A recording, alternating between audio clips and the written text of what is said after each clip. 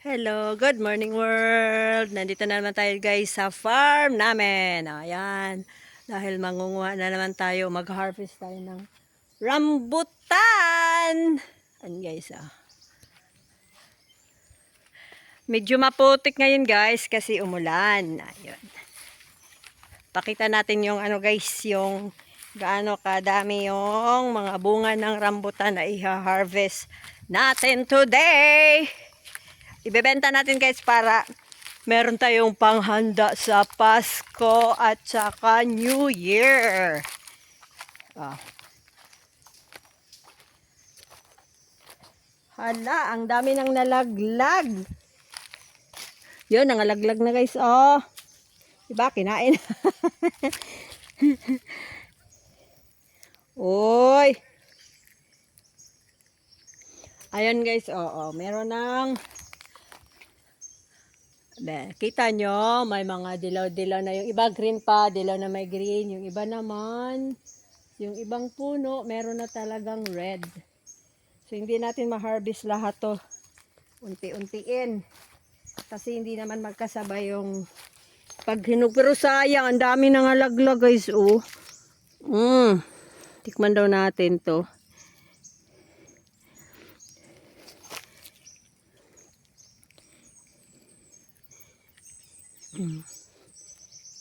Nantay namin sa kapatid. Ay guys, ba't ngayon lang kayo guys? Tamis. Ang tamis.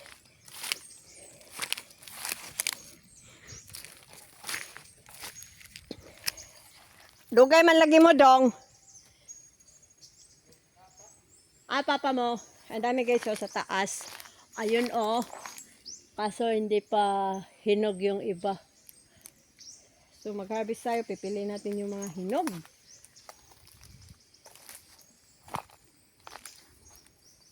Ano ulam nyo dong? Na dito fried chicken oh. Binilang ko kayong fried chicken kaya mahilig kayo sa manok. Baka mairing ba? Di baka mamamang. Sayang. Asa di mo wa man lagi mo kit eh.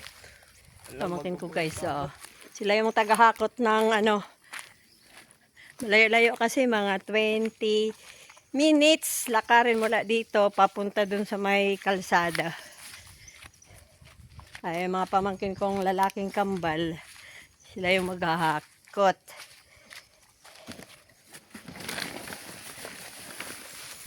Nilang ko sila ng dahil mga medyo bata-bata pa, hindi pa masakit yung mga tuhod. Binila natin ng chicken para ganado ganado silang magbuhat ng ng tawag dito rambutan. Kasi mabigat din yan eh. Chicken, ang ulam ng kambal kong pamangkin. O yan. Survey na guys kung saan kami magsimula. Oh, yun na yung pinakamalakas na paderder. Aso na ka ni Agi? Ingon gainara ka. Ayun guys, kita nyo, ang dami. Snowbird daw ni siya na snowbird na variety. Dili makuha ang kuan.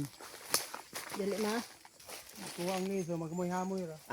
Yung juicy lang. Guys, ang dami.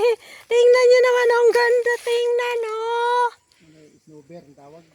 Bang, snowbird daw ang tawag ani. Kasi lang, sa Bisaya, pahamoy-hamoyan lang ba? Juicy siya. Hindi natatanggal yung balat. Hindi galing daw ng Maharlika kasi yung isang klase. Ayaw ko yung ganun kasi tatanggal yung balat pag kinakain. Wala akong ipin. Ayaw ko yung sasabit sa lalamunan. Ito kasi mo lang eh. Para kumakain ka ng candies. Oh, ang dami oh. Oh. Diyan. Madaming puno to guys oh. Ay hakutin namin tong iba. Kamaunahan pa tayo. Wala pa na mga tao dito. Dami oh. Isang puno pa lang to siya guys oh. 60 daw ang kilo. Pero kahapon nagtanong ako sa may Doon sa ibang lungsod, 100 ang kilo sa stall na. So, dito kay sa farman to, medyo mura ng konti. Oh. Makabawi din sa gastos. Gasolina. Bubuhatin pa kasi. Oh, oh dami. Ito daw, pwede na kainin kasi matamis na daw. Try natin, oh. Try natin.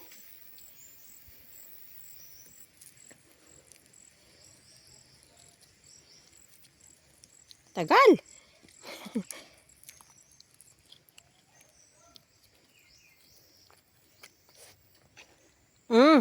Tamis na nga. Tamis siya. Para ka lang kumakain ng candy, ganon. Mo lang sa bibig. Hanggang sa matanggal yung ano niya. Yung juice niya. Harap! Mabigat-bigat din to guys pag ano sa sako na bubuhatin tas malayo yung punti o tingnan mo yung lawak ng ano namin. Ano to 2 hektarya mahigit. Tapos doon dadaan pa kami diyan sa mga ano sa gubat ng 10 hektarya yung dadaanan namin bago makarating dito sa lupa ng mother ko. Dahil wala na yung mother ko, ito yung alaala namin, oh. Sila yung nagtanim nito. So ngayon, pakinabangan na namin. Kaya kailangan talaga tanim tayo para sa mga anak natin, sa mga apo. Ganun, oh. Eh, may anak naman ako. Oh. Kakatikim na din sila nito. Tapos may apo na rin ako. Oh. Titikman pa rin nila to. Oh. Ayun, oh. Super dami, guys. May mga pinya pa. Kaso hindi season ng pinya today. Ngayon, hindi season ng pinya. Yan, nilinisin pa namin kasi merong lokdo-lokdo sa Bisaya. Kamag-anak ng pako. Katabo na. Pero meron na palang bunga. Maliliit pa lang. May squirrel kasi dito guys. Kaya, bira lang kasi napunta ng kapatid ko eh. Minsan may claim. Minsan, hindi. Dahil busy din. Squirrel ang kakain. Mga daming pinya, oh. Meron pa yan doon. Hindi pa natapos ng kapatid ko linisin. Doon pa, meron pa doon dahil mga kuan, rambutan. Nasukal pa kasi, nakakatakot, baka may ahas.